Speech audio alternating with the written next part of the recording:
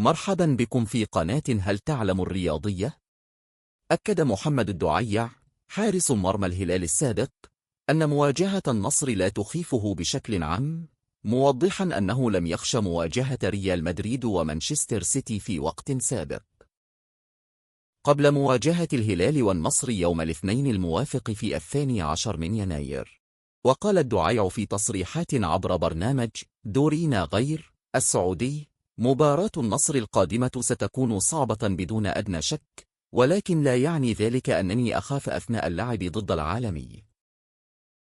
وأضاف: لم أخش مواجهة ريال مدريد ومانشستر سيتي، وقبل اللعب أمامهما صرحت بوضوح أنني لا أخاف مواجهة أقوى أندية العالم، فلماذا أخاف من النصر؟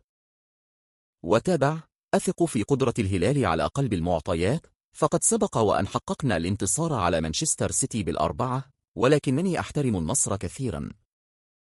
وعن المنافسة على لقب الدوري قال الدعيع: جدول الدوري كان سهلا في بداية الدوري السعودي بالنسبة للنصر، ولكنه لم يستغل حاليا النقص العددي الذي تعاني منه جميع الأندية وخاصة الأهلي.